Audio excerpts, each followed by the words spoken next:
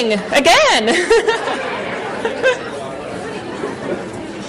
I hope you all had a wonderful evening. We're inspired by listening to Patty Scriver talking about her personal journey and her work with her father last night as we honored and learned about the wonderful legacy of Dr. Robert Guthrie. I'm assuming from at least a few people that I talked to this morning, how about that low-protein breakfast buffet? I think all of us want to take Bibi home with us. She's the head chef here, so it was just fabulous, and we'll have more fabulous food to come. Again, my name is Christine Brown, the Executive Director of the National PKU Alliance, and also the mother of two beautiful boys with PKU and another beautiful boy as well who does not have PKU. Before we get started this morning, I do want to recognize a few people from our Board of Directors that were not recognized last night. Matt Bamonte, if he's here, if he could stand up, please. Thank you. Matt is our board member representing MACPAD, or the Mid-Atlantic Connection for PKU and Allied Disorders. Also, Rachel Kaup should be with us this morning. She was on a plane last night over here. Rachel is with NECPAD, which is the New England Connection for PKU and Allied Disorders. And is Justin Young here this morning? Okay, hopefully you'll get a chance to connect a name and face with him tomorrow. I do just want to spend a few minutes talking a little bit about our accomplishments at the National PKU Alliance, as well as some of our initiatives this year where we need your help. The first is that many of you know that our advocacy committee under the leadership of Kelly McDonald has just done some extraordinary work last year, and that has resulted in the introduction of the Medical Foods Equity Act in the Senate of the U.S. Congress. And we have a lot of work that still needs to be done for successful passage of that bill, but we have come a long, long way as well. For those of you who are not aware of this bill, essentially it would mandate all insurance companies to cover medical foods, which includes formula, as well as the foods modified to be low in protein. It would cover PKU. Thank you.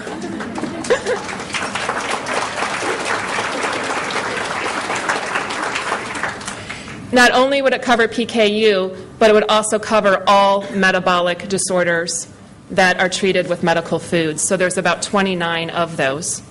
There is no age limit in the bill. It basically guarantees that you would get your medical foods for as long as you need that. We all know that that means for life. It also does not exempt self-insured plans. We know that 60% of Americans actually have self-insured plans. There would no longer be a thing called an exemption under ERISA with this federal law. And we also know that it would cover federal plans, Medicaid, Medicare, as well as TRICARE, which is the biggest federal program that much of our U.S. military falls under.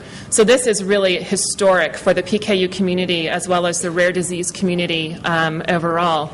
So right now, that bill is in the Senate and it's in a committee. Earlier last month, a group of us were in D.C., did some lobbying, met with over 30 Senate offices as well as representative offices. We believe we're very close to having a champion in the House to take up the bill and have a number of people in the House that have already said that they will co-sponsor it. Now, we all know, we're up against a large battle and a big hill. And one of the problems, I think, is that we all know that PKU is rare. It's not like cancer. It's not like diabetes. So not only do we need you to contact your legislators in your state, we need your parents to do that, your children, your aunts, your uncles, your coworkers, your neighbors. It's very important that we have a critical mass of people contacting their legislators. And we're going to help you with that during this conference. And Kelly McDonald, during the lunch area, will have an advocacy station set up in the registration area. We have a format that you can use. We can get you right on those laptops and have you do an email to your two House representatives as well as your your one House representative, as well as your 2 senators. So please, before lunch or after lunch, stop in back to the registration room, and we'll fire up those laptops, and we'll make sure that Congress knows that we're here this weekend and that we're a voice to be reckoned with and a voice to be heard.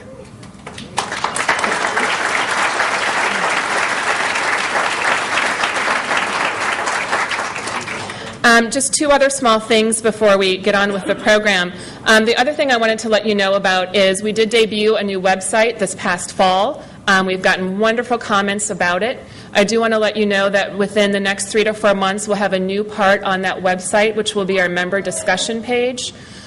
Basically, what we're doing is we will have faculty members from across the country, researchers, dietitians, metabolic physicians, geneticists, who will be leading different discussions each month related to PKU treatment, PKU research, tips on managing PKU. And so these people will be presenting things through our member discussion page, and then you all will have a chance to ask them questions, engage in discussion with them. And so please watch for that as well. That will be coming soon. We also will have all of the main presentations from the conference up on our website as well. So watch for that, hopefully within the next few weeks, as I look at our web developer in the audience. The last thing I just want to quickly tell you about is our PKU Binder project. This is an initiative that we launched late last year. We anticipate that it will be done this spring.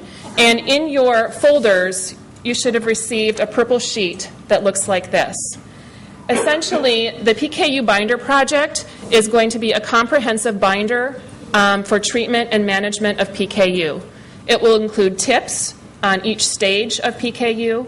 It will talk about, how you deal with that diagnosis. For the mothers in the audience, we all remember where we were and what we were doing when we got that first call from the hospital. It will include information on tips when your children start school, tips on returning to diet, tips for maternal PKU, a list of what you need in terms of emergency preparedness, sample letters. What sort of letter do you bring on the plane when you want to bring your medical formula through security, sample letters for teachers, sample letters for camps, a number of different variety of things, as well as some really, I think, great resources and tips on how to create independence. For us parents, how do we create independence in our kids from a young age to start managing their own diet? So we know that when they leave our house, to me that seems it's a long time away, but we know that they'll continue with the skills and the knowledge that we've given them about the importance of staying on treatment. And so what we're looking for is we want to hear from you. We want you to either write a story or put a quote that we can use as different highlighted parts of this comprehensive binder. And so please take a chance, give us your best tip, your best story, what you would share with people around our country in managing PKU and making it successful. These can be dropped off also at the registration room. In here, basically, what we would do is we would just attribute, I believe, your first name and then the city and the state where you're from. So it's not a lot in terms of huge identifying information. So if you could do that for us, it would be wonderful. That binder will be distributed through our member organizations throughout the country, and it will also be available on our website later this year.